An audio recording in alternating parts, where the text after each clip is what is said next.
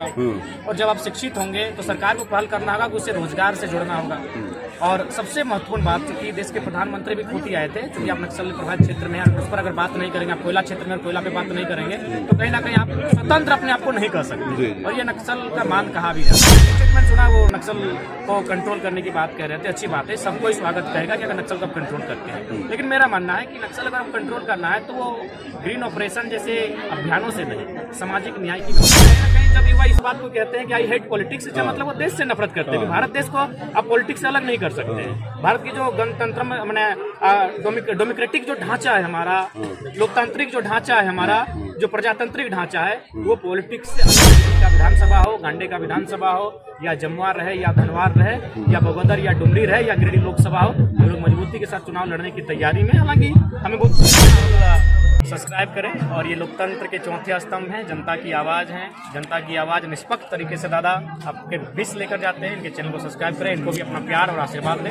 हमारी ओर से शुभकामनाएं। चलिए, बहुत किसी ने सच ही कहा है, दुनिया में कोई भी काम मुश्किल नहीं होता दोस्त, न जाने लोग इरादे क्यों तोड़ देते हैं। अगर सच्ची लगन दिल में हो तो सितारे भी अपनी जगह छोड़ देते हैं। जी, मैं आज उसी शख्स से आप लोगों को मिलाने के लिए जा रहा हूँ जहाँ कई बड़े बड़े सितारे भी अपनी जगह छोड़ दे रहे हैं।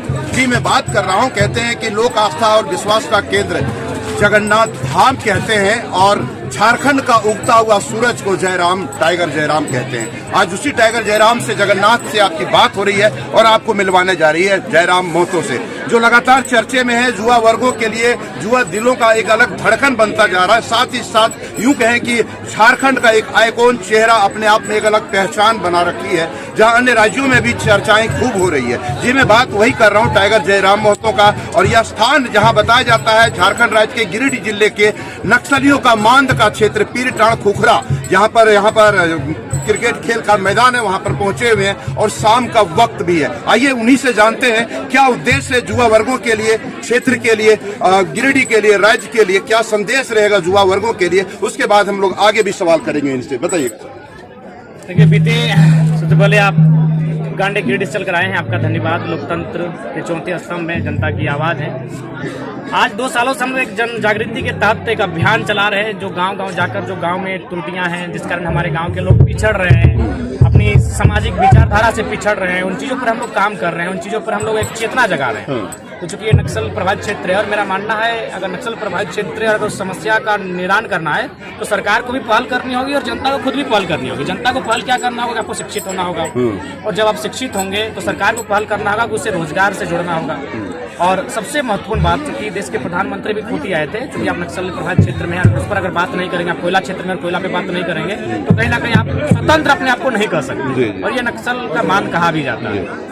तो प्रधानमंत्री का मैंने एक स्टेटमेंट सुना, वो नक्सल को कंट्रोल करने की बात कह रहे थे, अच्छी बात है, सबको स्वागत करेगा कि अगर नक्सल को कंट्रोल करते हैं। लेकिन मेरा मानना है कि नक्सल अगर कंट्रोल करना है तो वो ग्रीन ऑपरेशन जैसे अभियानों से नहीं, सामाजिक न्याय की व्यवस्था से। जैसे अभी टाटा की उदाहरण ले, आज अगर झारखंड की बात करें तो उसका अनगिनत एकड़ जमीन उन्होंने जबरन मैंने प्रशासन के बल से दबंग अंदाज में कैप्चर करके रखा है। तो सामाजिक न्याय का मतलब है कि आप पहले उनको बोलिए कि जिन जमीनों पर आपका उद्योग खड़ा नहीं है उनको रैयत को वापस करें। मैंने एक कंपनी का नाम लिया, ऐसे मल्टीनेशनल, नेशनल, मुझे लगता है हजारों कंपनियां झारखंड में हैं। और झारखंड में जो नक्सली बनने का बैकग्राउंड है वो जमींदारों का उस समय का दौर है जब वह किसी को मदद करते थे, 10 रुपया 5 रुपये मदद करते थे बेटी की शादी में, पापा के भोज में, और उसको सूद में ढालते ढालते ढालते 2-3 पीढ़ी तक वसूलते थे और फाइनली उसको अपना जमीन देना पड़ता था। और ये जगह पीरटाण की बात करें तो वही कारण था। मैंने 2002 के आसपास हिंदुस्तान पेपर में पढ़ा था। तो अब क्या है कारण, यानी जमीन। यानी सरकार को सबसे पहले जो पहल करनी होगी कि लोगों की जो जमीन है सुरक्षित करना हो। आज ये सीएनटी कानून है, लेकिन उसके बावजूद आप देख सकते हैं लगातार उद्योगपति, अब तो नदी और नाले भी नहीं बचे। आप अगर शहरों में जाएंगे तो नालों का साइज भी छोटा हो चुका है।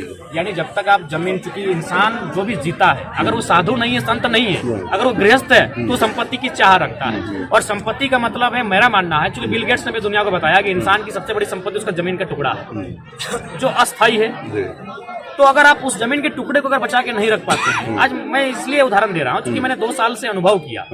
मैं सुबह फोन खोलता हूँ, तो फोन आता है, दादा बीसीसीएल मेरा जमीन एक्वायर कर रहा है, मुआवजा भी नहीं, नियोजन भी नहीं, पुलिस प्रशासन तैनात किया है, 353 लगा रहा है। फिर 2 घंटे बाद दादा मेरा सीसीएल ले रहा है, फिर 2 घंटे बाद दादा मेरा फलना कंपनी ले रहा है, दादा फलना दबंग ले रहा है, दादा वीडियो क्या किया मेरा वाला पंजी 2 में चढ़ा दिया है, मैं बोल रहा है कि 25,000 देंगे तब फिर जाके आपका गड़बड़ी को सुधार करेंगे।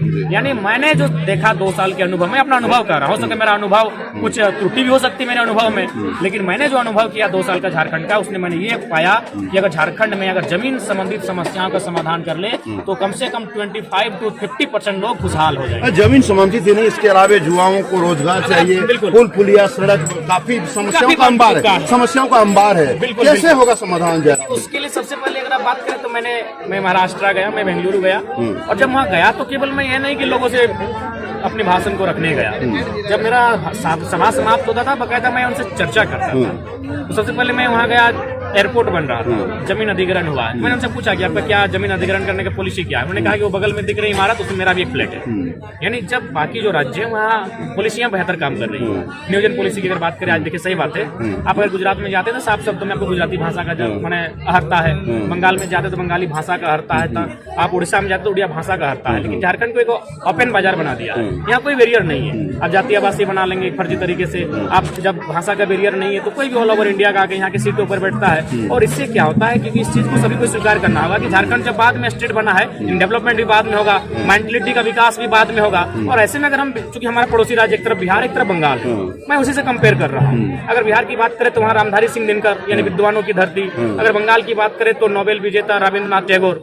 तो उस परिस्थिति में अगर हम अपने एजुकेशन को और माइंडसेट को अगर कंपेयर करेंगे तो ये इसमें कोई लज्जा और शर्म का विषय नहीं है। सच्चाई है कि हम उनसे जब एजुकेशन, आधुनिक एजुकेशन, ये जो शिक्षा नीति की अगर चर्चा करेंगे, यानी जो मैकॉले के बाद की जो शिक्षा नीति भारत देश में अपनाई जा रही है, अडॉप्ट की गई है, इसमें हम उनसे थोड़ा सा कहीं ना कहीं वीक पे है।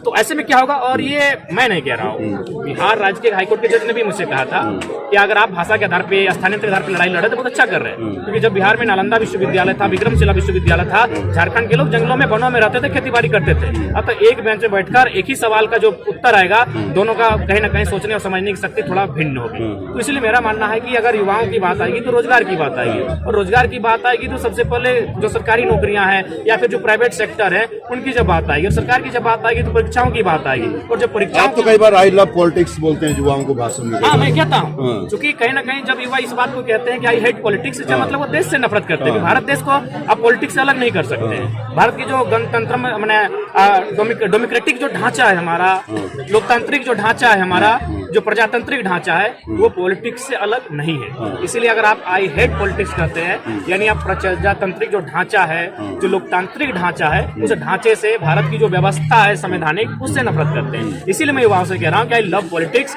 और बेहतर नेता चुनकर भेजें। आप पॉलिटिशियन से हेट कर सकते हैं कि फलना पॉलिटिशियन गलत है, फलना पॉलिटिशियन मक्कार है, फलना पॉलिटिशियन गद्दार है, लेकिन आप पॉलिटिक्स से नफरत नहीं कर सकते हैं। पॉलिटिक्स ही हमारे भविष्य का निर्धारण करेगी।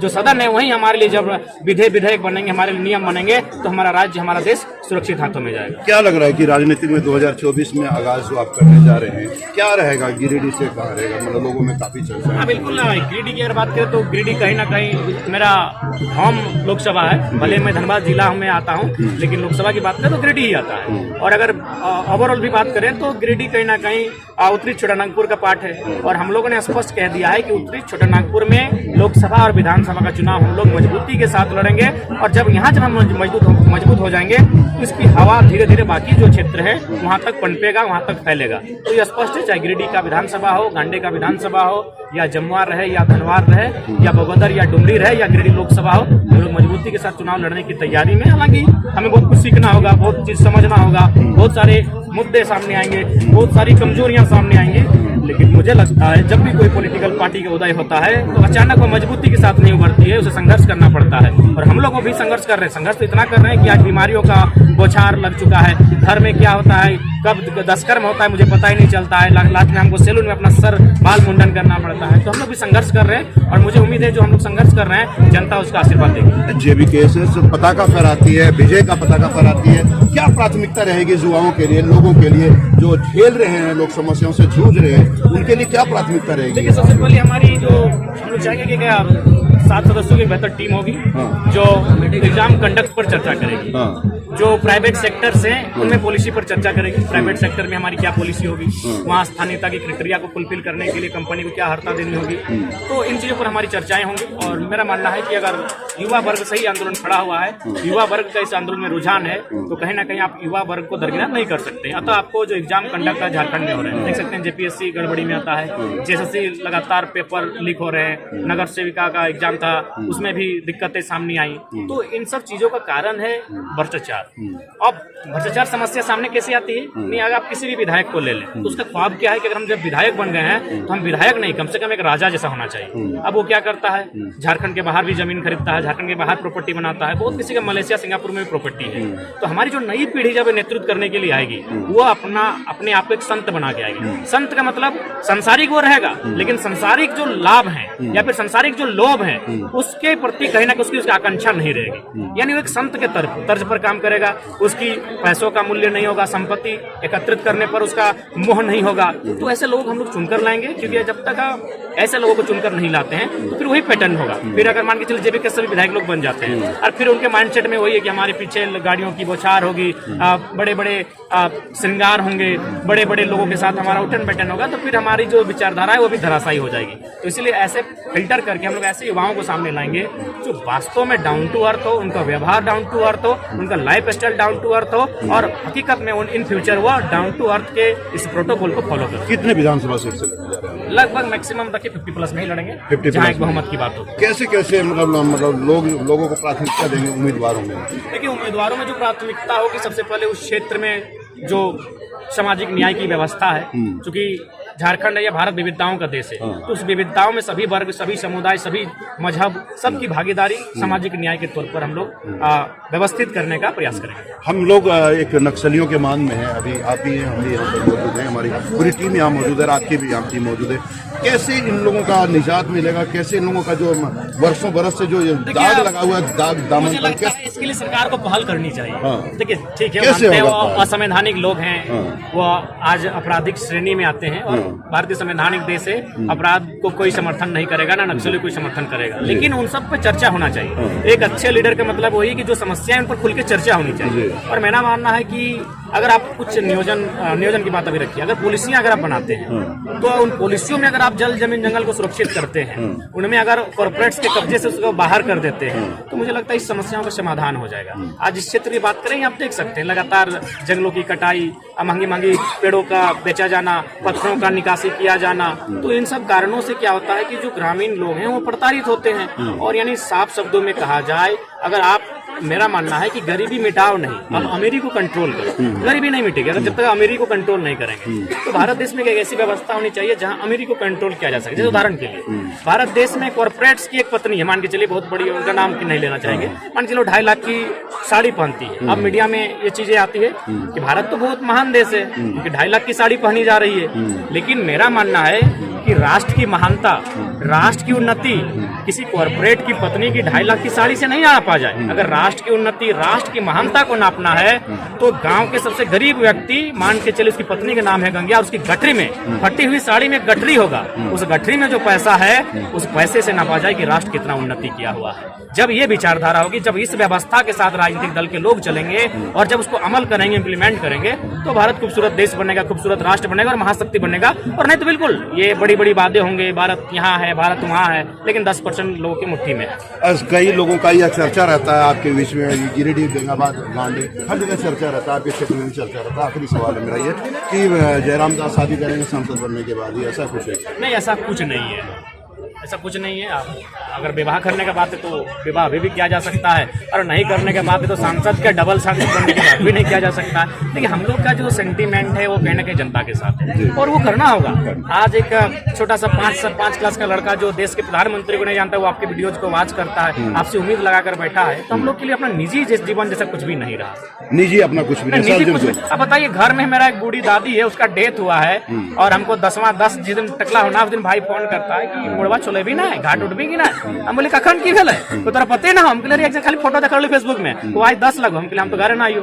फिर हम वहीं जहाँ थे अपना बाल को मुंडन करवा। काफी फॉलोअर्स हैं आपके और हमारे चैनल में आप पहली बार आए हैं, तहे दिल से आपका हार्दिक अभिनंदन है। थोड़ा फॉलोअर्स को कह दीजिएगा हमारे चैनल को सब्सक्राइब करें, अच्छा लगे तो बिल्कुल सब्सक्राइब करें। और ये लोकतंत्र के चौथे स्तंभ हैं, जनता की आवाज है, जनता की आवाज निष्पक्ष तरीके से दादा आपके बीच लेकर जाते हैं। इनके चैनल को सब्सक्राइब करें, इनको भी अपना प्यार और आशीर्वाद दें। हमारी ओर से शुभकामनाएं। चलिए बहुत बहुत धन्यवाद आपको हमारे चैनल पर। और हमारे बीच यहाँ सफरुद्दीन साहब भी पहुंचे हुए, तो सब थोड़ा आप भी कह दीजिए कैसा लगा इधर आकर के क्षेत्र में? बहुत ही अच्छा लगा। जयराम दा जहाँ जाते हैं वहाँ पे रौनक की कुछ और बात होती है। और जयराम दा आज के डेट में एक व्यक्ति का नाम नहीं है, एक विचारधारा का नाम है। बहुत सारे लोग इनके पीछे पड़े हैं कि जयराम दा को रोक लेंगे। कैसे रोकेंगे? अब व्यक्ति को तो रोक लेंगे, विचारधारा को कैसे रोकेंगे? ये तो घर घर में पहुंच गए। आज एक बच्चे का इंटरव्यू ले रहे थे जयराम दा, हम सुन रहे थे।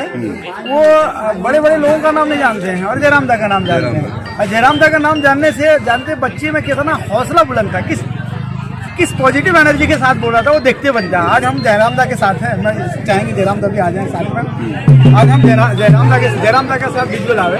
हम चाहते हैं जयराम दा जिस मिशन को लेके आगे बढ़ रहे हैं उस मिशन में हमारी सहभागिता बनी रहेगी। हमारी ये लालसा नहीं है कि हमें कोई पद चाहिए, हमें कोई पोस्ट चाहिए। बस इनकी जो विचारधारा, जो न्यूट्रल भाव से इन्होंने जो मिशन उठाया है, गरीब गुरबा तक की जो शासन प्रणाली पहुंचे। आज जो सत्ता का विकेंद्रीकरण नहीं हो रहा, सत्ता किस गिनी चुनी सिमटे हुए लोगों के पास सिमट के रह गया। आखिर कब तक ऐसा चलेगा? गरीबी की मार लोग कब तक झेलेंगे? जैसे अभी बहुत सारी चीजें देखें, विस्थापन नीति यहाँ ठीक नहीं है, नियोजन नीति नहीं ठीक है। आज हम अपने घर में रह के, अपने प्रदेश में रह के ही अप्रवासी हो गए हैं। एक ऐसी व्यवस्था आपने खड़ा कर दिया है। आज आप रोजगार नहीं दे पा रहे हैं। आज आप जो सरकारी योजना आ रहे हैं उसका बंटाधार किए हुए हैं। तो आप चाहते क्या? आप सरकार कैसे चलाएंगे? ये लोग ऐसा इसलिए करते हैं क्योंकि इनका कोई इमोशनल रिलेशन यहाँ के साथ नहीं है। जब तक आप किसी के साथ इमोशनली रिलेटेड नहीं होंगे तब तक वहाँ की आप दुख को नहीं समझ पाएंगे। यहाँ लोग कुछ ही लोगों के साथ, कुछ ही लोगों के बीच सत्ता का डिस्ट्रीब्यूशन होता है। अगर कोई विधायक बन गया, आप मामूली समझिए कि उनकी सैलरी 1 लाख होता है। अगर 5 साल में वो विधायक मामूली तौर पर कमाएगा तो 60 लाख रुपया कमाएगा। लेकिन 5 साल के बाद अगर उनका आप एनालिसिस करेंगे तो पता चलेगा वो 100 करोड़ का मालिक है। ये पैसा कहाँ से आता है? तो भ्रष्टाचार के नींव में उभरे पड़े हैं और हम लोग को इस कदर ढकेल दिए हैं। मैं वही तो कह रहा हूँ कि बड़ी अफसोस होता है कि लोग चाहते हुए भी उनको नहीं दबा पा रहे। तो ये कौन करेगा? इसके लिए युवाओं को मैं आह्वान करूंगा कि युवा वर्ग आए और जयराम दा के हाथों को मजबूत करें।